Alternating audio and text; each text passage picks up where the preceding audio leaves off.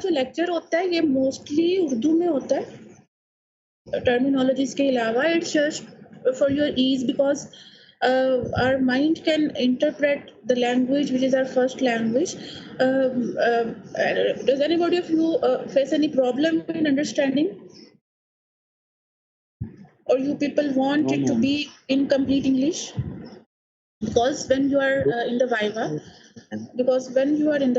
you are supposed to answer the questions, especially the ones who are definitions or who are the basic principles. You must answer them in a precise English format. लेकिन यहाँ पर जब हम चीज़ों को understand कर रहे होते हैं, लेक्चर्स का मकसद ये होता है कि आप लोगों को इस चीज़ का जो बेसिक कॉन्सेप्ट है वो समझ में आ जाए.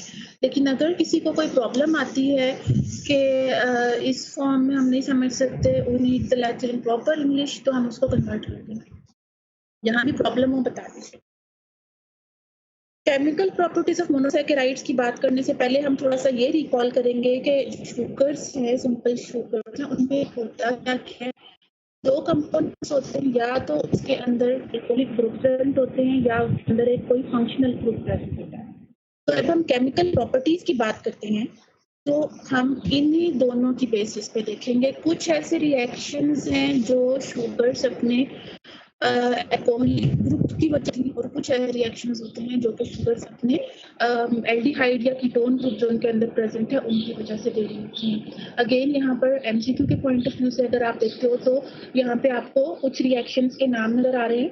इसमें से एमसीक्यू में इनको मिक्सअप करके दे देंगे कि identify the reaction which is due to aldehyde और कीटोन ग्रुप और which is due to alcoholic group. इनको मिक्स कर दिया जाएगा. फॉर एग्जाम्पल आपको ABCD ऑप्शन यहाँ से आ जाए और फोर्थ वन हम यहाँ से डाल दें और आपको आइडेंटिफाई करना होगा कि कौन सा ऐसा रिएक्शन है इनमें से जो कि एल्कोहलिक ग्रुप की वजह से हो रहा है. तो ये वाला जो आपको सामने जो अभी जो स्क्रीन नजर आ रही है, एमसीक्यू इसमें से बहुत इजीली बन सकता है. इन रिएक्शंस को आपको याद रखना होगा कि ओसोजोन फॉर्मेशन, रिडक्शन, ऑक्सीडेशन और टॉटोमराइजेशन जो है they are due to aldehyde or ketone group, whereas ester formation, dehydration, glycoside formation, amino sugar formation, fermentation, they are due to alcoholic group. इनको MCQ के पॉइंट ऑफ व्यू से याद रखें कि ये पूछा जाएगा कि कौन सा ओड वन आउट आपको निकालना होगा कि जो एक डिफरेंट है वो आइडेंटिफाई करेंगे. 1 by 1 हम इनको अब लेके चलते हैं. पहले हम उनकी बात करेंगे जो कीटोन या एल्डिहाइड ग्रुप की वजह से हैं. तो पहला रिएक्शन ओसोजोन फॉर्मेशन है. This is the reaction which is due to aldehyde or ketone group. Ozones are yellow, insoluble, crystalline compounds. They have specific precipitation time, they have specific melting point, and they have specific crystal structure. यहाँ पर आपको जो एक नज़र आ रही है ओसोजोन की एक पिक्चर, ये इसका माइक्रोस्कोपिक व्यू है. आपका जो कार्बोहाइड्रेट के आप प्रैक्टिकल्स जो आप नोटबुक्स में लिख रहे हो उसमें भी दिया हुआ है. अभी आप परफॉर्म करके खुद बना के देखोगे, ये बहुत अच्छी बन जाती हैं, माइक्रोस्कोप में आपको नज़र भी आती हैं. तो यहाँ पर डिफरेंट तरह की शेप्स नज़र आ रही हैं. कलर इन सब का येलो है. शेप्स इनकी फ़र्क है, कुछ राउंडेड हैं, कुछ जो है वो स्टिक्स की फॉर्म में है, कुछ क्रिस्टल्स की फॉर्म में है. तो इनका प्रेसिपिटेशन टाइम यानी कि इनका बनने का टाइम, जब आपकी शुगर प्रेसिपिटेट आउट हो जाती है वो टाइम डिफरेंट होता है. उसके बाद इन्हें डिसॉल्व करना चाहें तो हर ओसोजोन एक डिफरेंट टेम्परेचर के ऊपर मेल्ट होती है. क्रिस्टल स्ट्रक्चर इनका स्पेसिफिक होता है. जो आपको जब आपका ओस्पी होता है, प्रैक्टिकल का जो वाइवा होता है, उसमें माइक्रोस्कोप में क्रिस्टल्स डिफरेंट लगा दी जाती हैं और आपको आइडेंटिफाई करना होता है. जैसे आप हिस्टोलॉजी में स्पॉटिंग या उसकी ओस्पी करते हो तो उस तरह से ये भी आपको माइक्रोस्कोप में लगा दी जाएंगी और फिर आइडेंटिफाई करना होगा. लेकिन उससे पहले हम लैब में आपको करवाएंगे ये. अच्छा, अब हमने बात की थी कि ओसोजोन फॉर्मेशन जो है it is a reaction that involves aldehyde और कीटोन ग्रुप. तो सिर्फ वो शुगर्स जिनके अंदर फ्री एल्डिहाइड और कीटोन ग्रुप होगा वही ओसोजोन रिएक्शन देंगी. इट मींस कि osazone formation is a characteristic property of reducing sugars. जिनमें एल्डिहाइड कीटोन ग्रुप अवेलेबल होगा वो रिड्यूसिंग शुगर्स होंगी. तो osazone formation is a characteristic property of reducing sugars. अब होता क्या है, हमें एक इसके लिए केमिकल चाहिए होता है which is phenyl hydrazine. Phenyl hydrazine को हम शुगर सॉल्यूशन के साथ मिक्स करते हैं उस मिक्सिंग के बाद क्या होता है, ये नीचे एक रिएक्शन नज़र आ रहा है। हमने ये शुगर ली, वो फ्रुक्टोज़ ले ली, ग्लूकोज़ ले ली। इसमें हमने ये जो दिया हुआ है, ये पूरा रिएक्शन या फ़ॉर्मूला याद करने की ज़रूरत नहीं है। इसको जस्ट अंडरस्टैंड करना है। हमने ग्लूकोज़ सॉल्यूशन ले लिया और हमारे पास फ्रुक्टोज़ सॉल्यूशन था, कोई एक सॉल्यूशन हमने ले लिया। उसमें हमने 3 इक्विवेलेंट्स या आप कह लो 3 मॉलिक्यूल्स हमने फिनाइल हाइड्रोजीन के ऐड कर दिए। उसके बाद हमारे पास क्या होता है, ये दोनों शुगर्स हमें एक ये वाला प्रोडक्ट दे देती हैं। This is the chemical formula of osazone. ये पूछा नहीं जाएगा कि आप ड्रॉ करना नहीं आएगा। इसमें याद सिर्फ ये रखना है कि इनमें चेंज क्या आ रही है। फ्रुक्टोज और ग्लूकोज, इन दोनों का जो स्ट्रक्चर है, अगर हम थर्ड कार्बन से ऑनवर्ड्स देखें तो ये सेम है, यहाँ भी और यहाँ भी सिमिलर है, बिल्कुल एग्जैक्टली सिमिलर है। डिफरेंस है वो फर्स्ट और सेकंड कार्बन के ऊपर है, ये फर्स्ट कार्बन और ये सेकंड कार्बन। तो यहाँ जब ओसाज़ोन फॉर्मेशन हुई है तो यही 2 कार्बन जो हैं ये रिप्लेस होके ओसाज़ोन का जो एक हमारे पास स्ट्रक्चर है वो यहाँ पर अटैच हो गया है, बन गया है। तो ओसाज़ोन फॉर्मेशन ने सिर्फ कार्बन नंबर 1 और कार्बन नंबर 2 को इन्वॉल्व किया है। तो सिंपल बात हो गई पहले कि osazones they are yellow insoluble crystalline compounds.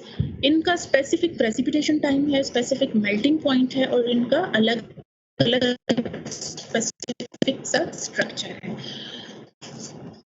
Mixing sugars सिर्फ ओसाज़ोन फॉर्मेशन करेंगी बिकॉज ओसाज़ोन का जो रिएक्शन है वो सिर्फ एल्डिहाइड और कीटोन ग्रुप को और एडजेसेंट जो कार्बन है उसको इन्वॉल्व करता है। कार्बन 1 और कार्बन 2, यहाँ 2 फंक्शनल ग्रुप है, यहाँ कार्बन 1 फंक्शनल ग्रुप है। तो इन इधर केस कार्बन 1 और कार्बन 2 ये दोनों इन्वॉल्व हैं। 3 मॉलिक्यूल्स हमने डाले इसके अंदर फिनाइल हाइड्रोजीन के, ये वाला रिजल्टेंट स्ट्रक्चर बन गया। प्लस जो बाय प्रोडक्ट्स बनी वो अमोनिया है, ये एनिलीन है और ये वाटर है। तो हमारे पास जो ग्लूकोज है, फ्रुक्टोज है, सिमिलरली मैनोज अगर याद हो तो वो भी इनका एपिमर है ग्लूकोज का। तो उसमें भी कार्बन नंबर 1 और कार्बन नंबर 2 के लेवल पे ही डिफरेंस आता है। तो मैनोज भी एक सिमिलर टाइप ऑफ ओसाज़ोन प्रोवाइड करता है। कल भी बात की थी, glucose, fructose, mannose identical crystals देते हैं। रीजन कि इनका जो डिफरेंस है स्ट्रक्चर का वो सिर्फ इन फर्स्ट 2 कार्बन्स के लेवल पे है। जब ओसाज़ोन बनेगी तो ये वाला जो फर्स्ट और सेकंड कार्बन है ये फिर फिनाइल हाइड्रोजीन के साथ रिएक्ट करके ये ओसाज़ोन का जो एक बेस है ये बना देगा यहाँ पे, तो ये सिमिलर हो जाएंगे, तो सिमिलर क्रिस्टल्स होंगी।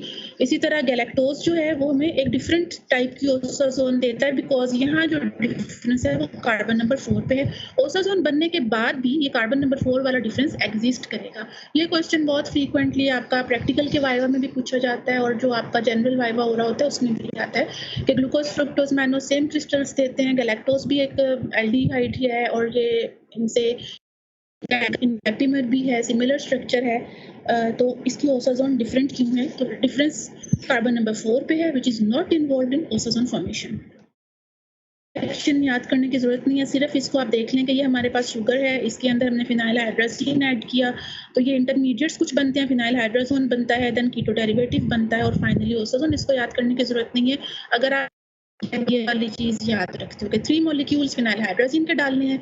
बाय प्रोडक्ट में हमारे पास अमोनिया निकलेगी, ये एनिलीन है और वाटर है, तो इसको याद रखने की जरूरत नहीं है। अच्छा अब ये देखो यहाँ पर ग्लूकोसाज़ोन है। ग्लूकोसाज़ोन इज फॉर्म्ड बाय ये जो तीनों शुगर्स थी हमारे पास, फ्रुक्टोज, मैनोज, ग्लूकोज, ये तीनों जो ओसाज़ोन बनाती हैं दैट इज कॉल्ड ग्लूकोसाज़ोन, एक ही जैसी बनाती हैं। तो ये हमारा ग्लूकोसाज़ोन का स्ट्रक्चर है। जैसे ये झाड़ू होता है ब्रूम शेप्ड, या इसको बंडल ऑफ हे, घास का जो गट्ठा बना हुआ होता है उस तरह ये स्ट्रक्चर होता है। ग्लूकोसाज़ोन नीडल शेप भी इसे कह सकते हैं। तो ग्लूकोसाज़ोन जो है वो 10 मिनट्स की हीटिंग पे बन जाती है। हमने शुरू में बात की थी ना कि इनका प्रेसिपिटेशन टाइम स्पेसिफिक होता है, ये हमने बात की थी, प्रेसिपिटेशन टाइम स्पेसिफिक होता है। तो ग्लूकोसाज़ोन जो है वो सबसे जल्दी बन जाती है, 10 मिनट्स की हीटिंग पे हमें मिल जाएगी। गैलेक्टोसाज़ोन जो है वो 20 मिनट्स की हीटिंग पे मिलती है। उसके बाद हम जब हमें अगर 20 मिनट्स की हीटिंग के बाद भी हमें ओसाज़ोन नहीं मिल रहा तो इट मीन्स कि हमारा जो सॉल्यूशन है उसमें ग्लूकोज, गैलेक्टोज, मैनोज नहीं है। उसके बाद हम उसे कूलिंग करने के लिए रख देते हैं।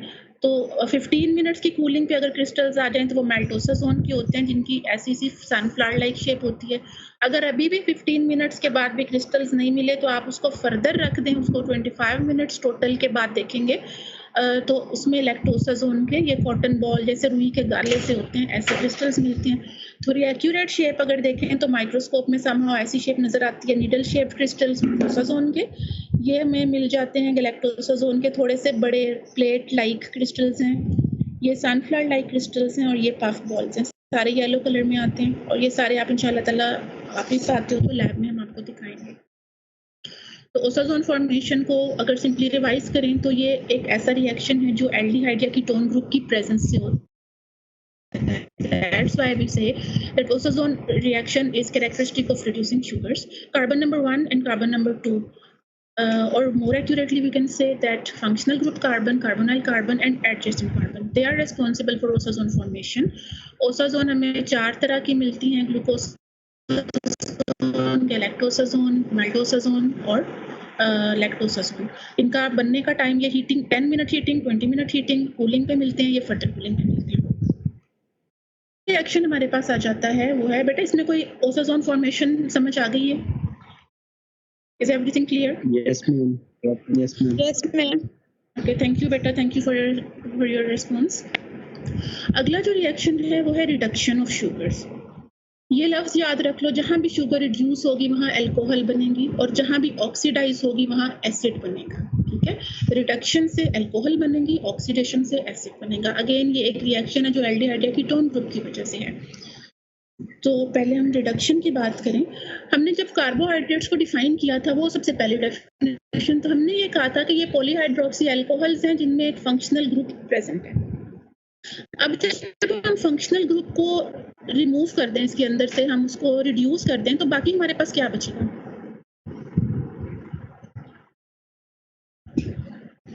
जी बेटा, एनीबॉडी? सिर्फ अल्कोहल बच जाएगी। तो रिडक्शन जब हम कर देते हैं फंक्शनल ग्रुप की तो हमारे पास अल्कोहल बन जाती है। ये भी एमसीक्यू बनता होता है, आपको ये नाम दे दिए जाएंगे कि सॉर्बिटोल का एक सिनेरियो दिया जाएगा, आगे बताऊंगी वो क्या है।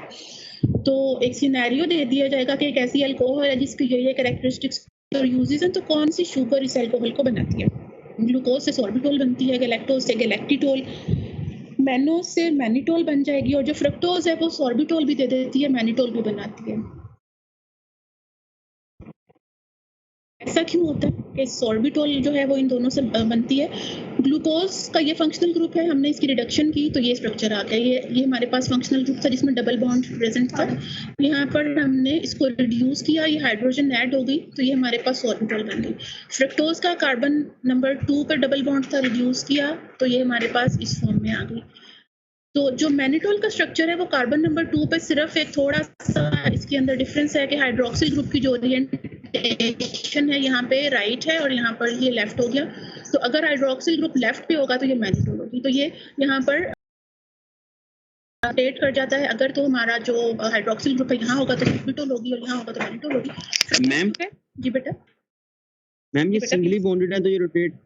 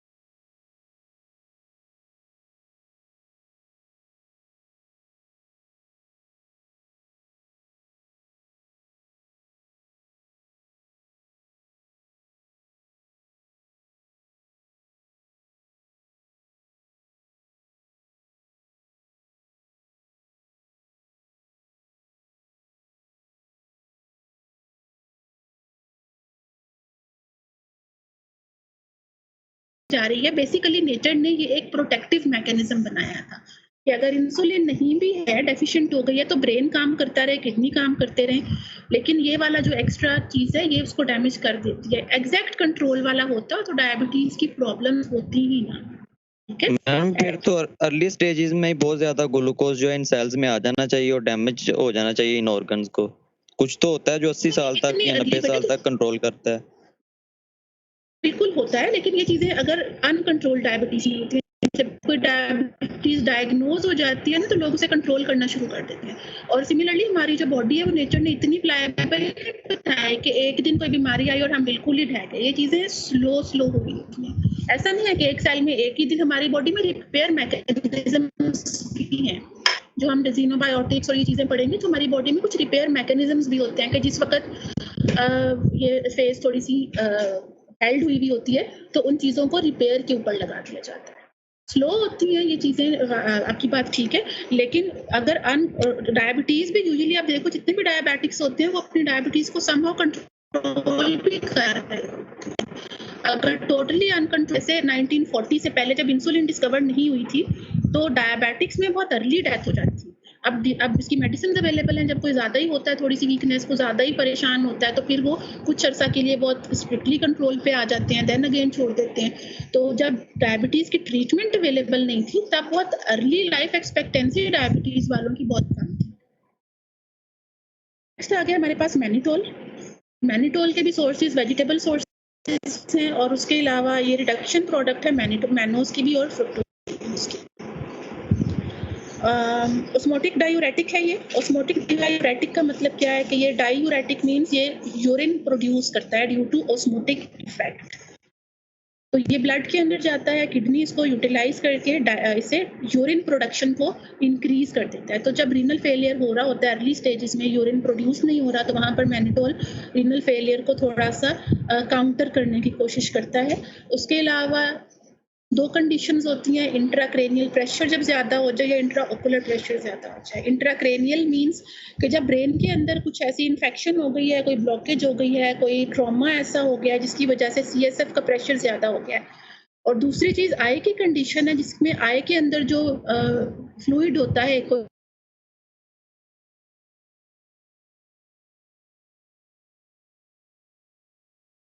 हम डायरेक्टली ना तो ब्रेन के अंदर से पानी निकाल सकते हैं, ना हम आई के अंदर से फ्लूइड को निकाल सकते हैं। इसका फिर एक हल हमें ये मिलता है कि यूरिन ज़्यादा प्रोड्यूस कर दिया जाए। पूरी बॉडी जब थोड़ी डिहाइड्रेशन वाले मोड में जाएगी, नॉर्मल होना शुरू होगी, तो ये चीज़ें भी कम हो जाएंगी। तो मैनिटोल का इंजेक्शन हर ICU में लाजमी पड़ा होता है, बहुत एक रूटीनली यूज मेडिसिन है। रीनल फेलियर के पेशेंट्स में देते हैं, जहाँ पर हेड इंजरी होती है वहाँ पर ये ज़रूरी होता है। आई के थिएटर में हमेशा मैनिटोल पड़ा हुआ होता है। ग्लोकोमा जो है इसको आम जुबान में काला मोतिया कहते हैं, आँख का प्रेशर ज़्यादा हो जाता है। ये भी इम्पोर्टेंट है, इसकी बायोमेडिकल इम्पोर्टेंस पूछी जाती है। उसके अलावा जितनी भी अल्कोहल्स हैं, they are used to grow and identify bacterial colonies. आपने सुना होगा कि जब कोई बीमार हो जाता है, टाइफाइड हो गया, कुछ और हो गया, तो कहते हैं ब्लड कल्चर करवा लें, उसमें हमें टाइफाइड मिला है, उसमें हमें स्टेफ ऑरियस मिला है, इकोलाई मिला है। ब्लड के अंदर जो बैक्टीरिया प्रेजेंट है उनको ग्रो करने के लिए। डिश 1 में आपको रेड कलर नज़र आ रहा है। इसमें क्या होता है कि कुछ मीडियम डाल देते हैं, जिस मैनिटोल, सॉर्बिटोल, गैलेक्टिटोल, इनमें से कोई भी, प्लस इसमें पेशेंट का ब्लड ऐड कर देते हैं।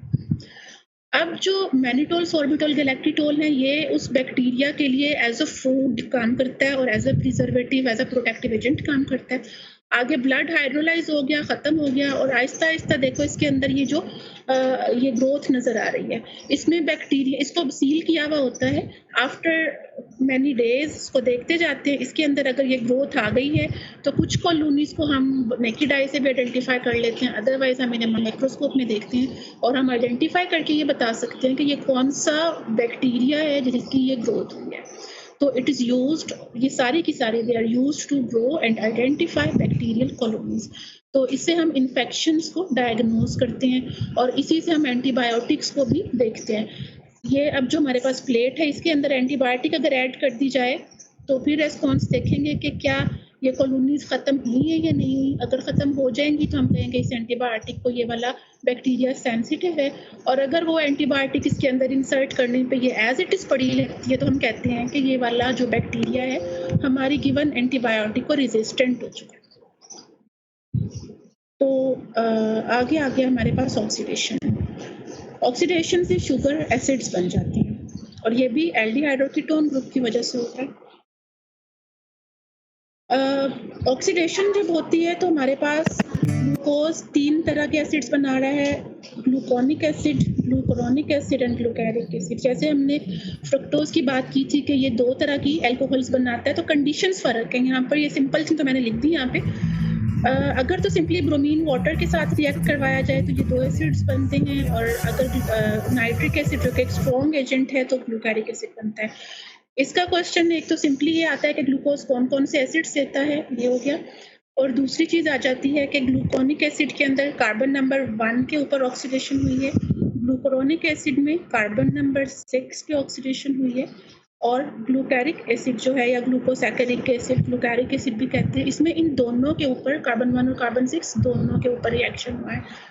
अब यहाँ दोनों रिएक्शन से दैट्स वाई हमें यहाँ पर देखें एक स्ट्रॉन्ग एजेंट यूज करना पड़ा, नाइट्रिक एसिड यूज करना पड़ा। एक और चीज इस स्लाइड में नजर आ रही होगी कि यहाँ पे एल्डोजिस लिखा हुआ है, यहाँ पे कीटोसिस की बात नहीं की गई। तो ये जो ऑक्सीडेशन है ये सिर्फ एल्डोजिस देती है, कीटोसिस नहीं देती, बिकॉज कीटो के अंदर जो डबल बॉन्ड की जो ओरिएंटेशन है ये ऑक्सीडाइजिंग ऑक्सीडेशन में रिस्पॉन्स नहीं करता। जब अगर कोई बहुत स्ट्रॉन्ग ऑक्सीडेशन एजेंट डाल के हम उसका एसिड बनाना चाहें तो उसका इंटरनल स्ट्रक्चर ब्रेक हो जाता है, लेकिन वो शुगर एसिड्स नहीं बनाती। तो ये सिर्फ एल्डोजिस का रिएक्शन है। कीटोसिस की सिमेट्री, उनका स्ट्रक्चर ऐसा है कि ये ऑक्सीडेशन अफोर्ड नहीं करती। ये भी इंपॉर्टेंट है, ग्लूकोनिक एसिड के ऊपर carbon 1, glucuronic acid carbon number 6 और ग्लूकैरिक एसिड में कार्बन 1 कार्बन 6 दोनों। यहाँ इंपॉर्टेंट है, पूछा ये जाता है what is glucuronic acid, how it is formed and what is its significance. Glucuronic acid बहुत इंपॉर्टेंट है। अभी हमने थोड़ी देर पहले बात की थी कि हमारी बॉडी में डैमेज जब हो रहे होते हैं तो बहुत सारे रिपेयर मैकेनिज्म्स भी साथ साथ चल पड़ते हैं।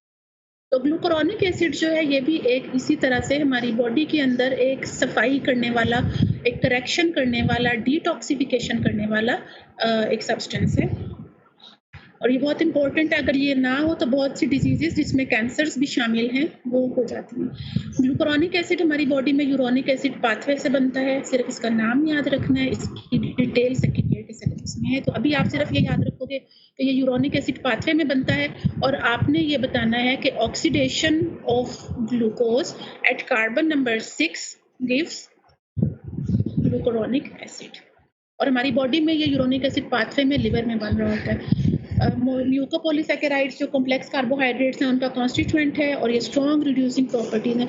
अब डिटॉक्सिफाइंग जीनोबायोटिक्स का एक लफ्ज़ नज़र आ रहा है। जीनोबायोटिक्स होते हैं जितने भी टॉक्सिन्स हमारी फूड के अंदर, हमारे एनवायरनमेंट से, स्मोक से, इनहेलेशन से, हमारी स्किन के थ्रू हमारी बॉडी में एंटर हो रहे होते हैं, उन सब को हम जीनोबायोटिक्स कह देते हैं। डिटॉक्सिफाइंग एजेंट है ये जीनोबायोटिक्स के लिए। पॉल्यूटेंट्स जितने भी आ जाएं और ड्रग्स जितनी भी हैं उनको डिटॉक्सिफाई करता है।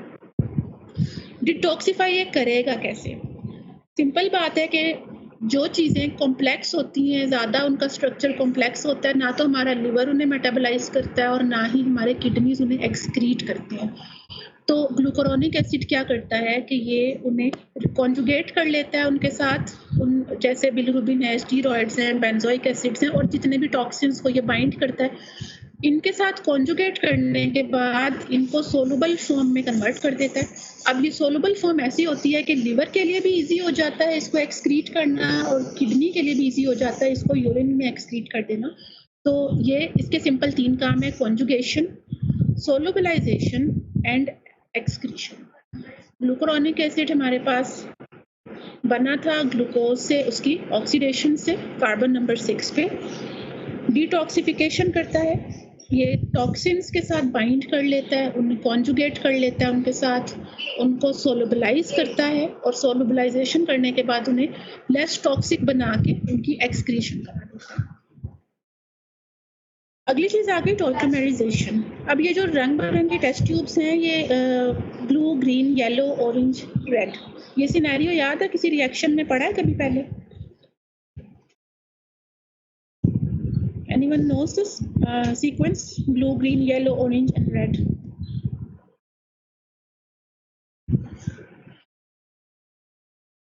नो? चलो चलते हैं, देखते हैं। टॉटोमेराइजेशन बेसिकली क्या होता है? अजीब सा लफ्ज है जिसका मतलब ये है कि हमारे पास the isomers change into one another with great ease, जिसमें इंटर कन्वर्जन हो जाती है डिफरेंट कंपाउंड्स की, और ये भी एल्डिहाइड और कीटोन ग्रुप की वजह से है। तो हम ये भी कह सकते हैं कि टॉटोमेराइजेशन का जो फिनोमिना है ये रिड्यूसिंग शुगर्स एक्सिबिट करती हैं, बिकॉज उन्हीं के अंदर एल्डिहाइड और कीटोन ग्रुप अवेलेबल है फॉर रिएक्शन। ये स्लाइड इंपॉर्टेंट है, इसको अंडरस्टैंड करना बहुत ज़रूरी है। इसके बाद ये रिएक्शन बहुत इजीली सिंपली समझ में आ जाएगा। यहाँ पर आपको 3 शुगर्स नज़र आ रही हैं, सिंपल शुगर्स, जो हम बहुत जगह पे इकट्ठे देख चुके हैं, ग्लूकोज, मैनोज और फ्रक्टोज। ये ओसाजोन भी एक जैसी बना रही थी और टॉटोमेराइजेशन के अंदर भी ये सेम रिएक्शन दे रही है। अब यहाँ पर ये येलो बॉक्स नज़र आ रहा है, इस येलो बॉक्स में क्या चेंज आई है? यहाँ पर देखें, ये कार्बन, यहाँ पर आर हमने ले लिया जो बाकी चेन थी, और हमने कार्बन 1 और कार्बन 2 की सिर्फ बात की है। कार्बन 1 और कार्बन 2 और रिमेनिंग स्ट्रक्चर जो सेम था उसे हमने आर से रिप्रेजेंट कर दिया। आर यहाँ भी एज इट इज प्रेजेंट है, तो ये रिएक्शन सिर्फ कार्बन नंबर 1 और कार्बन नंबर 2 पे हो रहा है, और यहाँ पर एक ही स्ट्रक्चर बन गया। अब ये जो स्ट्रक्चर बना है इसका नाम हमने रखा है ईन डायओल। नोमेनक्लेचर में जहाँ भी डबल बॉन्ड प्रेजेंट था, जब मीथेन पढ़ रहे थे, मीथीन पढ़ा था, तो डबल बॉन्ड के लिए हम ईन का वर्ड यूज करते हैं। तो इस डबल बॉन्ड की वजह से हमने इसमें ईन का वर्ड डाला, 2 अल्कोहलिक ग्रुप्स यहाँ पे बन गए, जिनकी वजह से हमने डायओल का वर्ड बना दिया। तो डाइल्यूट अल्कलाइन सोल्यूशन जब हम डालते हैं शुगर्स के अंदर, तो रीअरेंजमेंट हो जाती है इनके एनोमेरिक कार्बन पे और इनके एडजेसेंट जो कार्बन है उस पे, जो कि कार्बन 1 और कार्बन 2 है। जो रिजल्टेंट स्ट्रक्चर बना था that is called in डायओल। Alkaline solution में हम ग्लूकोज डालें, मैनोज डालें, फ्रक्टोज डालें या तीनों डाल दें, एंड प्रोडक्ट ये होगी कि उस टेस्ट ट्यूब के अंदर हमें जो स्ट्रक्चर नजर आएगा, जो मिलेगा, वो होगा ईन डायओल। ये सारी टॉटोमेराइज हो जाएंगी, इंटर कन्वर्ट हो जाएंगी into a common ene diol in the presence of alkaline solution. तो कार्बन नंबर 1 और कार्बन नंबर 2 यानी एल्डिहाइड और कीटोन ग्रुप और एडजेसेंट कार्बन इन्वॉल्व है, तो ये सिर्फ रिड्यूसिंग शुगर्स ये रिएक्शन शो करेंगी। इसके अंदर ene means 2 hydroxy groups, diol means 2 alcohols हैं। ग्लूकोज, फ्रक्टोज, मैनोज इस रिएक्शन की वजह से इंटर कन्वर्टेबल हैं। ईन डायओल्स हाईली रिएक्टिव होते हैं और उसके बाद शुगर्स जो फर्दर रिएक्शन शो करती हैं। बेनेडिक्ट्स रिएक्शन आप लोग प्रैक्टिकल नोटबुक में भी लिख चुकी होगी, लैब में आओगे तो इंशाल्लाह ताला हम परफॉर्म भी करेंगे। इसमें क्या होता है कि हम शुगर लेते हैं, उसके अंदर अल्कलाइन मीडियम डाल देते हैं, तो शुगर्स जो हैं रिड्यूसिंग शुगर्स वो ईन डायओल में कन्वर्ट हो जाती हैं। इसके अंदर हम बेनेडिक्ट रिएजेंट ऐड करते हैं जिसके अंदर कॉपर प्रेजेंट होता है। कॉपर का नॉर्मल कलर ये वाला होता है, ब्लू। अब ईन डायओल के बारे में हमने कहा कि ene diols are highly reactive and they are powerful reducing agents. तो ईन डायओल्स क्या करेंगी? अब कॉपर का जो यहाँ पर इंटरेक्शन होगा वो ईन डायओल से होगा जो हाईली रिएक्टिव है। ये खुद ऑक्सीडाइज होकर शुगर एसिड बना देगी और कॉपर को रिड्यूस कर देगी। Depending upon the quantity of ene डायओल reaction की स्ट्रेंथ फर्क होगी। ब्लू कलर आएगा अगर शुगर उस सॉल्यूशन में प्रेजेंट ही नहीं है, तो ये हमारे पास बेनेडिक्ट का अपना कलर है। अगर ट्रेसेबल अमाउंट में होगी तो वो ग्रीन कलर शो कर देगी, और शुगर ज़्यादा होती जाएगी तो वो ये डिफरेंट कलर्स दे देगी, ब्लू के बाद green, then yellow, then orange and then red. तो ये वाला जो टेस्ट है, जो बेनेडिक्ट रिएक्शन है या फिनोमिना ऑफ टॉटोमेराइजेशन है, ये शुगर्स की आइडेंटिफिकेशन के लिए यूज होता है। हमने शुगर सोल्यूशन लिया और उसमें हमने बेनेडिक्ट रिएक्शन रिएजेंट डाला। एज ए रिजल्ट क्या होगा? टॉटोमेराइजेशन होगी, ईन डायओल बनेगा, कॉपर उस ईन डायओल के साथ रिएक्ट करके रिड्यूस होगा और हमें कलर की एक इंटेंसिटी यहाँ मिल जाएगी। जी बेटा, जी बेटा, please ask. Excuse me ma'am. जी जी जी जी बेटा, आई एम हियर। मैम ये इंडायोल के अंदर ओवरऑल स्ट्रक्चर में 2 हाइड्रोक्सिल ग्रुप तो नहीं है, अगर जहां हमने आर लिखा है उस आर ओवरऑल चेन की में भी बात तो नहीं आपको नहीं बेटा, ओवरऑल स्ट्रक्चर की बात नहीं कर रहे। ये जो पूरा नीचे बनेगा ना, हम इंडायोल इस ग्रुप को कह रहे हैं जो हमने बनाया है, आर की बात नहीं। ये सिर्फ फंक्शनल ग्रुप का नाम लिखा है इंडायोल। बिल्कुल बिल्कुल, नीचे जितना भी हो, जब ये हमारे पास 1 और 2 पे जो चीज बनी है ना, दिस इज इंडायोल। यहाँ डबल बॉन्ड और ये दो, सिर्फ ये इंडायोल है। आर तो हमने इसीलिए कंफ्यूजन अवॉइड करने के लिए आर लिख दिया कि उसको भूल जाओ। ये वाला रिएक्शन भी यही करेगा, ठीक है। ये जो आगे रिएक्शन कॉपर की रिडक्शन हो रही है वो भी यही वाला पोर्शन करता है। Yes ma'am. अब बेनेडिक्ट्स रिएक्शन के अंदर आप देखो, एक ये वाइवा में आपका क्वेश्चन पूछा जाता है कि बेनेडिक्ट्स रिएक्शन क्या शो करता है। Positive Benedict reaction presence of reducing sugars show करता है, और ये एक सेमी क्वांटिटेटिव टेस्ट है। यानी हमने शुगर आइडेंटिफाई तो कर ली, लेकिन हमें ये नहीं पता कि इसमें नॉन स्पेसिफिक है, हमें नहीं पता इसमें ग्लूकोज है, इसके अंदर फ्रक्टोज है, ये जो हमने शुरू में देखा था। ग्लूकोज, मैनोज, फ्रक्टोज, इनमें से कोई भी शुगर है या इनका मिक्सचर है, ये हम इसे इंटरप्रेट नहीं कर सकते। ये हम कैसे इंटरप्रेट कर सकते हैं? जब हम ओसाजोन बनाएंगे तो उसमें ये डिफरेंट जब चीज़ें सॉरी ओसाजोन में भी इनका एक ही चीज़ आ जाती है। इसके फर्क टेस्ट है, ये आपकी कॉपी में हम कराएंगे आपको। अच्छा ठीक है, ये हम अपनी बात पे वापस आते हैं। बेनेडिक्ट रिएक्शन जो है नॉन स्पेसिफिक रिएक्शन है फॉर रिड्यूसिंग शुगर्स। हमें ये नहीं पता कि रिड्यूसिंग शुगर्स में से कौन सी रिड्यूसिंग शुगर हमें मिल रही है, पहली बात।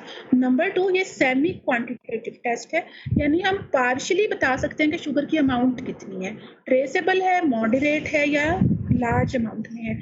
हम नंबर नहीं बता सकते कि 100 होगी, 150 होगी, 180 होगी, ये नहीं बता सकते, लेकिन समहाउ इतना बता सकते हैं कि बिल्कुल ट्रेसेस है, नॉर्मल है या बहुत ज़्यादा है। तो ये सेमी क्वांटिटेटिव है, यानी क्वांटिटी नहीं बता रहे हम, क्वांटिटी का सिर्फ एक एस्टिमेट बता सकते हैं। ये वही चीज़ आ गई।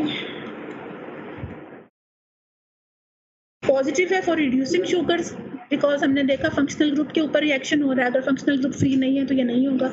सेमी क्वांटिटेटिव है, क्वांटिटी बता तो सकते हैं लेकिन हम एक्यूरेट नहीं बता सकते। नॉन स्पेसिफिक है, यूरिन के ऊपर भी ये टेस्ट परफॉर्म हो जाता है। तो चूंकि हम यूरिन में फ्रक्टोज, मैनोज देखने की इतनी ज़रूरत नहीं होती, हमें ग्लूकोज चाहिए होता है, तो हम यूरिन में अगर ये पॉजिटिव आए तो हम यूजुअली कह देते हैं कि ग्लूकोज प्रेजेंट है, या नहीं है तो ये नॉन स्पेसिफिक फॉर ग्लूकोज है यूरिन। अब जो रिएक्शंस आगे आ गए, ये वो रिएक्शंस हैं जो कि अल्कोहलिक। मैम कलर स्कीम दोबारा रिवाइज कर दें बेनेडिक्ट रिएक्शन की। Blue, green, yellow, orange, red, ये आपने परफॉर्म करना है, ये खुद ही टिप्स पे आ जाएगी। आपने अगर नोटबुक बनानी शुरू की हुई है तो उसमें भी भेजा हुआ होगा आपको, तो डोंट, इसमें सारे कलर्स नहीं है, blue, green, yellow, then orange, then red, then brick red, ये सारे करवाए भी जाएंगे। आपको शुगर सोल्यूशन हम देंगे तो इंशाल्लाह ताला वो आप अपने हाथ से जब करोगे तो बहुत क्लियर हो जाएगा। इसमें ये चीज़ें याद रखनी है, ये वाइवा में बहुत फ्रीक्वेंटली पूछी जा रही होती है। रिड्यूसिंग शुगर्स के लिए पॉजिटिव है, सेमी क्वांटिटेटिव है और नॉन स्पेसिफिक है। अब जो रिएक्शंस हैं, ये वो रिएक्शंस हैं जो कि अल्कोहलिक ग्रुप की वजह से होंगे, सिंपल छोटे हैं, जल्दी हो जाएंगे। एस्टर फॉर्मेशन जो है ये क्या होती है कि एस्टेरिफिकेशन पहले पढ़ चुकी हूँ, अभी सिर्फ इतना याद रखना है कि अल्कोहलिक ग्रुप जो है वो एस्टेरिफाई हो जाते हैं फॉस्फेट के साथ, एसीटेट्स के साथ, प्रोपियोनेट्स के साथ। एस्टर फॉर्मेशन का फायदा क्या होता है, क्यों हम शुगर्स के एस्टर्स बनाएं? तो जब आप ग्लाइकोलिसिस का रिएक्शन देख रहे होते हो, या जितने भी अब तक आप रिएक्शंस ग्लूकोज के देख रहे होते हो जो रिंग फॉर्म के अंदर, सबसे पहले ग्लूकोज को ग्लूकोज 1 फॉस्फेट में कन्वर्ट कर दिया जाता है। इसका मकसद ये होता है कि ग्लूकोज का जो मॉलिक्यूल है, इसके साथ जब फॉस्फेट हम अटैच कर देंगे तो ये एक लार्जर मॉलिक्यूल बन जाता है। अब ये वाला ग्लूकोज उस सेल के अंदर ही रहता है, उससे बाहर नहीं एस्केप कर सकता, तो एंगेज हो जाता है in a particular chemical reaction. Sugar phosphates very important intermediates हैं, और जब फॉस्फेट ऐड हो जाता है शुगर के अंदर तो उनके ऊपर एक तो ये नेगेटिव चार्ज आ जाता है, इनका साइज बड़ा हो जाता है और ये सेल से निकल नहीं सकते।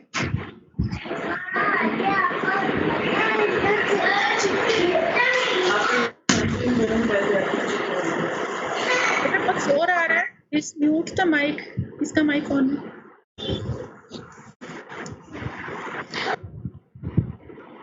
अगर कोई क्वेश्चन है तो बेटा प्लीज आप अपना माइक ऑन कर सकते हैं, अदरवाइज ऑफ करते हैं।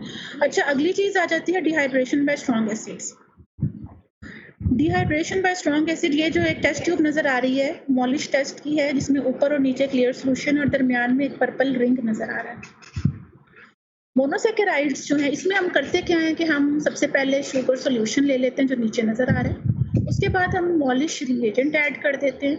मॉलिश रिएजेंट ऐड करने के बाद हम slowly by the side of the test tube इसमें स्ट्रॉन्ग एसिड ऐड कर देंगे। तो एसिड और शुगर सॉल्यूशन के जंक्शन पे एक कलर्ड रिंग क्रिएट हो जाता है, जो कि मॉलिश टेस्ट है। जितनी भी शुगर्स होती हैं, अब ये वाला रिएक्शन अभी हमने बात की है ना कि ये अल्कोहलिक ग्रुप्स की वजह से है, ये फंक्शनल ग्रुप की वजह से नहीं है। तो जितने भी शुगर्स हैं, चाहे वो रिड्यूसिंग शुगर्स हैं चाहे वो नॉन रिड्यूसिंग शुगर्स हैं, वो सारी की सारी ये वाला टेस्ट देंगे। मोनोसेकेराइड्स जो हैं वो डिकम्पोज हो जाते हैं इन the presence of sulphuric acid, और हमने इसके अंदर जो मॉलिश रिएजेंट डाला हुआ होता है उसकी वजह से ये कलर आ जाता है। ये पेंटोस शुगर है, हमारे पास कोई भी शुगर हो सकती है। इसके अंदर हम एसिड डालेंगे, यहाँ पर HCl लिखा हुआ है। सल्फ्यूरिक एसिड हम लैब में डालते हैं बिकॉज वो ज़्यादा स्ट्रॉन्ग है, ज़्यादा अच्छा रिएक्शन आता है उससे। तो उससे ये होता है कि एक फर्फरल रिंग बन जाता है, ये स्ट्रक्चर में चेंज आ जाती है। अगेन फर्फरल का नाम आप याद कर लें, इस स्ट्रक्चर को याद करने की जरूरत नहीं है। शुगर के साथ जब एसिड मिलता है तो एक फर्फरल रिंग बन जाता है डिहाइड्रेट होने के बाद। डिहाइड्रेट हुआ ना, यहाँ से वाटर मॉलिक्यूल्स एलिमिनेट कर दिए हमने। हाइड्रेशन के बाद ये जो फर्फरल कंपाउंड्स बनता है, ये मॉलिश रिएजेंट के साथ रिएक्ट करता है और एज ए रिजल्ट हमें ये वाला रिंग दे देता है। इसकी डिटेल आपकी प्रैक्टिकल नोटबुक में आपको भेजी गई है, आप वहाँ से इसको पढ़ोगे। तो अभी तक हमने पढ़े हैं जो, जी बेटा प्लीज आस्क। मैम एक तरफ हम कहते हैं कि ग्लूकोज जितने भी शुगर्स हैं ये रिंग फॉर्म में होते हैं, और लेकिन जितने भी हमने टेस्ट पढ़े हैं सारे ये ओपन स्ट्रक्चर में पढ़े हैं। बेटा ओपन स्ट्रक्चर सिर्फ फिजिबिलिटी ऑफ लर्निंग के लिए बनाया जाता है। हमारी बॉडी के अंदर या इवन सॉल्यूशंस के अंदर स्ट्रेट चेन्स एग्जिस्ट नहीं करती। 0.01% प्रेजेंट होना, कोई प्रेजेंट होना तो ना हुआ। सारे जो स्ट्रेट चेन स्ट्रक्चर हैं ये सिर्फ, अब यही एक कॉम्प्लेक्स किस्म का रिंग स्ट्रक्चर बना दे, वो boat and chair conformation show कर दें, तो आपको ये समझ ही नहीं आएगी कि डबल बॉन्ड कहाँ बन रहा है, कहाँ से ब्रेक हो रहा है। तो हमारी बॉडी में रिंग ही होते हैं, सॉल्यूशंस में भी रिंग ही होते हैं। तो ये सिर्फ ईज के लिए है कि आपको समझ आ जाए किस कार्बन की बात हो रही है, कहाँ पे चेंज है, इस बात को नहीं भूलना। 0.01% सोल्यूशन में प्रेजेंट होने का मतलब है नेग्लिजिबल है, नहीं होता, लेकिन ये सिर्फ बुक्स में मिलता है। ये लास्ट हमारा टॉपिक है। आज मैंने डाइसैकेराइड शुरू करने थे लेकिन नहीं करेंगे। ग्लाइकोसाइड इंपॉर्टेंट है, इसको अंडरस्टैंड कर लो। ग्लाइकोसाइड आ जाएगा तो डाइसैकेराइड बहुत ईजी हो जाएंगे। और ये इंपॉर्टेंट चीज जाए, इसको वेरी इंपॉर्टेंट समझना है।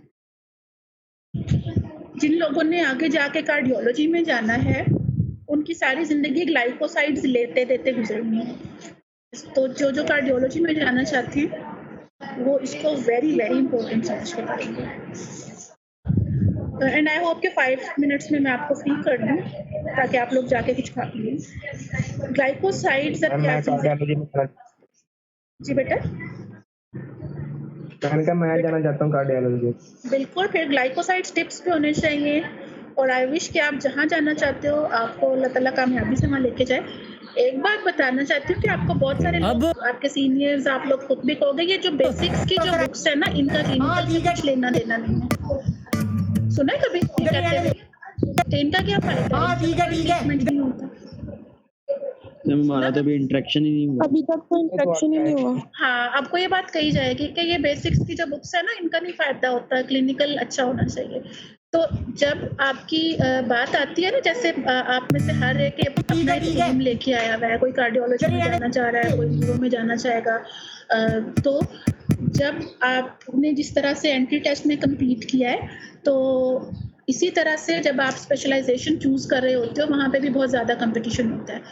आपकी अपनी मर्जी नहीं चलती। आपका जितना थ्रू आउट द करियर अब से ऑनवर्ड्स जो आपके प्रॉफ के मार्क्स होते हैं, जो आपकी डिस्टिंक्शंस होती हैं, अगर खुदा ना खास्ता कोई सप्लीज आ जाती हैं, वो ये सारी मैटर करती हैं और एक मेरिट बनता है। उस मेरिट के हिसाब से जैसे हॉस्टल्स में रूम्स की अलॉटमेंट होती है, जिसका मेरिट अच्छा होगा वो अपनी मर्जी से चूज कर लेता है। फिर जो जूं लोग नीचे आते जाते हैं मेरिट में, तो उनके लिए कुछ सर्टन फील्ड्स बच जाती हैं कि यही अवेलेबल है, इसी में सीट अवेलेबल है, आप यही करो।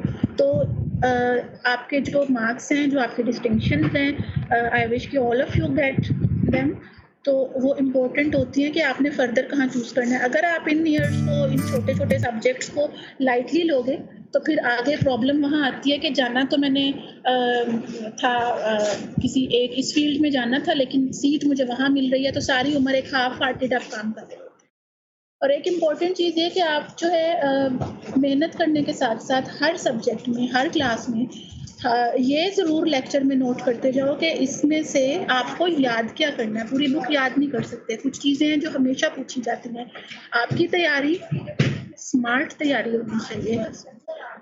लाइक के आपको हर चीज़ आती हो, लेकिन जो चीज़ें हमेशा पूछी जाती हैं वो किस तरह से, कुछ चीज़ें 20 सालों में कभी नहीं पूछी गई, कुछ चीज़ें हर दफ़ा पूछी जाती हैं। तो आपने नॉलेज तो लेना है, लेकिन आपने मार्क्स भी लेने हैं। जैसे अगर एफएससी का कोई बहुत अच्छा कॉन्सेप्ट भी किसी को है, लेकिन अगर उसने प्रॉपरली एंट्री टेस्ट पिक नहीं किया, उसने उसका मेथड नहीं समझा, तो उसको किसी ने एडमिशन नहीं दिया, किसी ने ये नहीं देखा कि इसका कॉन्सेप्ट बड़ा अच्छा है। तो इसी तरह आगे भी ये होगा। तो नॉलेज एक तरफ है, मार्क्स लेने की जो टेक्निक्स हैं वो एक तरफ है। तो क्या चीज़ करनी है, कहाँ से करनी है, कैसे करनी है, पास्ट पेपर्स क्या हैं, और एक और इम्पोर्टेंट चीज़ के बायोकेम और फोरेंसिक और ये जो छोटे छोटे सब्जेक्ट्स हैं ना, ये मैक्सिमम डिस्टिंक्शंस देते हैं। अगर आप यूएचएस के रिजल्ट्स देखते हो ना, तो ये जैसे मैथ में फुल मार्क्स आते हैं, इसी तरह बायोकेम में और ये छोटी जो बुक्स हैं, थोड़ा सिलेबस होता है और इनको कवर करना ईजी होता है। तो छोटे सब्जेक्ट सिर्फ पास होने के लिए नहीं होते कि इनको आप थोड़ा टाइम दे के बस फारिग हो जाएं, जब टेस्ट होगा तब पढ़ लेंगे। इन सब्जेक्ट्स को इस तरह पढ़ना होता है कि आपकी इनमें डिस्टिंक्शन आ जाए, और एक डिस्टिंक्शन आपको जो 5-10 मार्क्स दे रही होती है, वो आगे जहाँ आपने अपनी स्पेशलिटी चूज करनी है वहाँ पे वो बहुत मैटर करेगी। जिनकी डिस्टिंक्शन है, किसी ने ये नहीं पूछना कि एनाटॉमी में डिस्टिंक्शन थी, वो एक बड़ा सब्जेक्ट है, या बायोकेम में थी, वो तो छोटा सा सब्जेक्ट है। Every distinction gets equal marks. तो छोटे सब्जेक्ट्स के ऊपर इक्वल वर्क करो ताकि उनमें आपकी डिस्टिंक्शन आए। अब ग्लाइकोसाइड्स पे आ जाएं जल्दी से वापस। मेरा इरादा था आपको फ्री करने का, लेकिन जल्दी से इसको देख लो। ग्लाइकोसाइड्स बेसिकली क्या होते हैं? ग्लाइको मीन्स शुगर और साइड इसके साथ कुछ और चीज अटैच हुई है, glucose plus some other compound. तो ग्लाइकोसिडिक लिंकेज होती है, it is a condensation between अब hydroxyl group of anomeric carbon of monosaccharide. हमने एनोमेरिक कार्बन पढ़ा था, ये हमारे पास शुगर है, कार्बन नंबर 1 इसका एनोमेरिक कार्बन है, और ये नीचे यहाँ पर इसका हाइड्रोक्सिल ग्रुप था जो कि अब बॉन्ड में कन्वर्ट हो गया। Did you get it students? Are you there? Yes ma'am. Yes ma'am. Yes ma'am. अब देखो, ये हमारे पास एक शुगर है, यस मैम। इस शुगर का ये एनोमेरिक कार्बन है, इस एनोमेरिक कार्बन का ये हाइड्रोक्सिल ग्रुप है। ग्लाइकोसिडिक लिंकेज जो है वो सिर्फ एनोमेरिक कार्बन पे होती है और उसके हाइड्रोक्सिल ग्रुप से होती है, कहीं और नहीं होती। हमने पिछली जो लिंकेजेस देखी हैं बनते हुए, वो कहीं भी बन रही थी, कुछ फंक्शनल ग्रुप से बन रही हैं, कोई हाइड्रोक्सिल ग्रुप पे अटैचमेंट हो रही है। ग्लाइकोसाइड के लिए दो चीज़ें स्पेसिफिक हैं, एक तो ये कि ये एनोमेरिक कार्बन के साथ बनेगी, और दूसरे सिर्फ इसके हाइड्रोक्सिल ग्रुप के साथ बनेगी। और hydroxyl group of anomeric carbon with hydroxyl और amino group of another compound, तो ये दूसरा कंपाउंड है जिसके साथ ये बन रहा है। ठीक है, अभी इस स्लाइड में से सिर्फ ये याद रखो कि जो शुगर होती है जिसने लिंकेज बनानी है, उसका एनोमेरिक कार्बन और उसके एनोमेरिक कार्बन का हाइड्रोक्सिल ग्रुप भी ये लिंकेज बनाएगा। मैम जो राइट साइड पे आपके पास कंपाउंड है उसका भी एनोमेरिक कार्बन यूज होगा? नहीं, इसको भूल जाओ, ये क्या है इसकी हम बात नहीं कर रहे। ठीक है, इसका एनोमेरिक कार्बन होना जरूरी नहीं है, ये शुगर भी हो सकती है, ये कोई और कंपाउंड भी हो सकता है, ये नॉन शुगर भी हो सकती है, सिर्फ इसकी हम बात कर रहे हैं। यहाँ ये किसी भी जगह ये कैसे स्पेसिफाई होगा? क्या चीज? मैम ये कैसे हम स्पेसिफिकेशन कर सकते हैं? दो मोनोसैकेराइड्स आपस में बॉन्ड बनाना चाहें तो दोनों का एनोमेरिक कार्बन यूज होना चाहिए। इस तरह अगर एक का हो रहा है एक का नहीं है तो ये स्पेसिफिकेशन किस तरह से हम डिटरमिन करते हैं? अभी बेटा ये जो स्ट्रक्चर्स है ना, इनके लिए हमें हम तो कागज पे पेन से यूं बना लेते हैं सीधे सीधे करके। ये इन्हें बेसिकली हाई जो इलेक्ट्रॉन माइक्रोस्कोप है और हायर टेक्निक्स हैं उनसे आइडेंटिफाई करते हैं। आपका जो क्वेश्चन होता है ना, may you always come with flying colours, आपका क्वेश्चन हमेशा 2 स्लाइड्स आगे होता है। जरा इन स्लाइड्स को हम आगे टर्न ऑन करते हैं, ये आंसर आपको मिल जाएगा। Thank you. अभी यहाँ पर आप ये देखो कि हम अभी सिर्फ यहाँ रुक जाओ कि एक शुगर हमने ली जिसने ग्लाइकोसिडिक लिंकेज बनानी है, इसका एनोमेरिक कार्बन हम लेंगे और उसका हाइड्रोक्सिल ग्रुप लिंकेज बनाएगा। इसको अभी भूल जाओ, ठीक है। अब ये जो लिंकेज है, दूसरा जो कंपाउंड हमारे पास ये आ रहा है, ये वाला, ये शुगर भी हो सकती है, ये नॉन शुगर भी हो सकती है, ठीक है। ये शुगर भी हो सकता है, ये नॉन शुगर भी हो सकता है। और अगर ये नॉन शुगर होगा तो जो दूसरा वाला कंपाउंड होगा, ये वाला, अगर ये शुगर नहीं है, ये अमाइनो एसिड है, ये कुछ फैट है, ये कुछ भी और है, तो इसे हम कहेंगे ए ग्लाइकोन, यानी नॉन शुगर, ए ग्लाइकोन। और मैम वो ग्लाइकोसिडिक लिंकेज ही कहलाएगा? बिल्कुल, लिंकेज ग्लाइकोसिडिक ही है।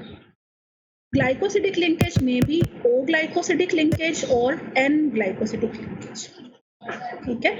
अब ये जो ब्रिज नजर आ रहा है, ये ब्रिज लाजमी नहीं है कि ऑक्सीजन से बने, ये नाइट्रोजन से भी बन सकता है, ठीक है।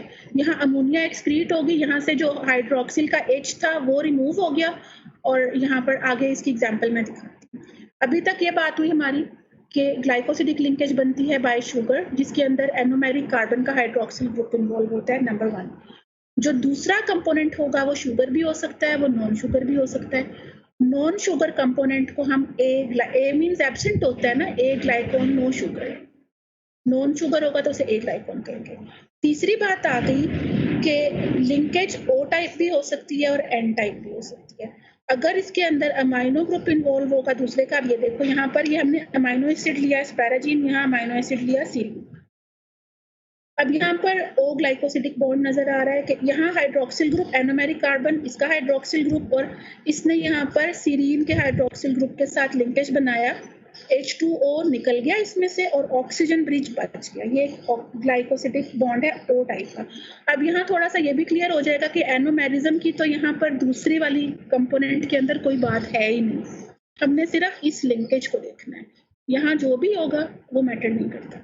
इसी तरह एस्पैराजीन जो है, इसके साथ जब लिंकेज बनती है तो यहाँ पर ये इसका अमाइनो ग्रुप है, यहाँ से H2O रिमूव हो जाएगा, H2 और O, पीछे क्या बचा हमारे पास N। तो यहाँ पर जो बॉन्ड होगा, जो ब्रिज होगा, वो N से बनेगा, तो ये N ग्लाइकोसिडिक लिंकेज है। तो मैम 2 मोनोसैकेराइड्स के केस में फिर हमें एक के रेफरेंस से यही कहना चाहिए कि ये ग्लाइकोसिडिक लिंकेज नहीं बना रहा, क्योंकि एक का तो एनोमेरिक यूज हो गया, दूसरे का ना होगा तो वो तो ग्लाइकोसिडिक लिंकेज कहलाएगा ही नहीं। सबका यूज नहीं होना, हमने यहाँ ये बात की ही नहीं है। हमने कहा है hydroxyl group of anomeric carbon, यहाँ पे एक ही जगह ना हम 1 कर लेते हैं, ठीक है, या फर्स्ट कर लेते हैं, क्लियर हो जाएगा, 1 कर, ठीक है, ठीक हो गया। नहीं मैम, मुझे समझ नहीं आ रही इस बात की।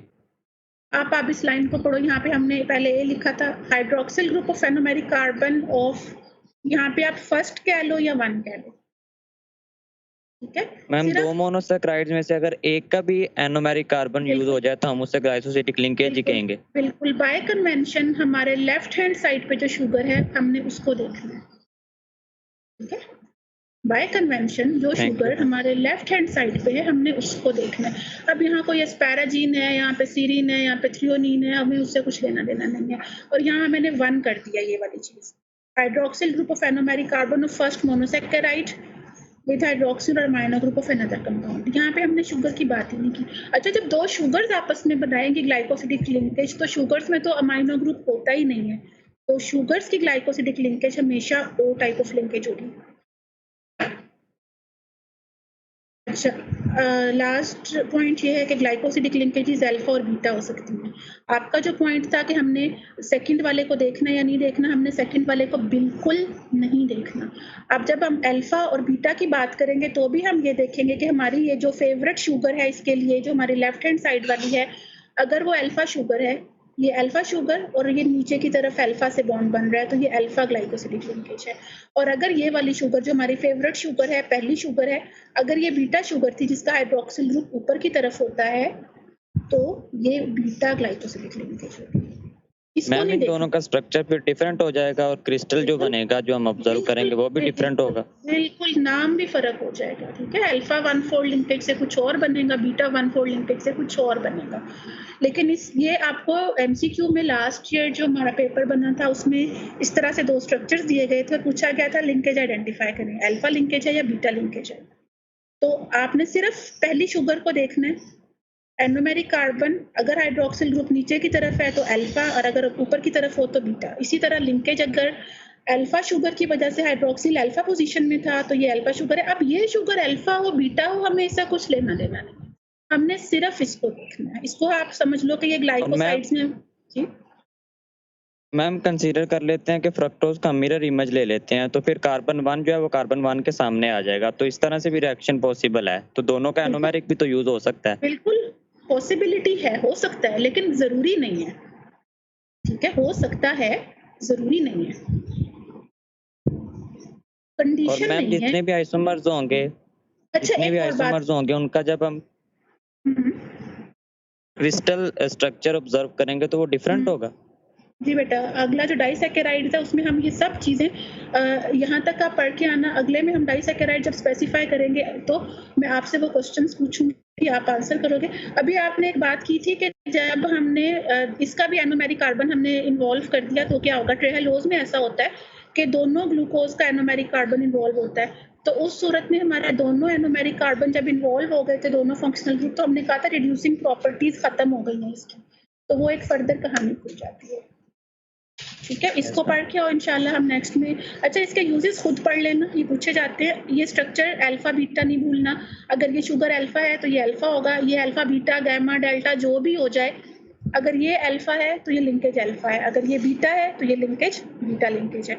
ये यूजेस आप लोगों ने पढ़ लेने हैं। अच्छा, ये लैक्टोज है, यहाँ पे आ गया, यहाँ पे फर्स्ट हाइड्रोजन है, यहाँ पे फोर्थ है। अब ये बीटा लिंकेज है, अब ये जहाँ भी जाए हमें कुछ लेना देना नहीं है, तो ये हमारे पास बीटा लिंकेज है। और हाइड्रोलाइज हम ग्लाइकोसाइडेज से कर सकते हैं। क्लिनिकल सिग्निफिकेंस बुक से पढ़ लेना, ये मैं स्लाइड देख लो, ये मैं नेक्स्ट टाइम नहीं कराऊंगी, नेक्स्ट टाइम हम डाइसैकेराइड से स्टार्ट करेंगे। टाइम पूरा हो गया, नेक्स्ट क्लास के लिए आप लोग चले जाओ। Best of luck, Allah Hafiz.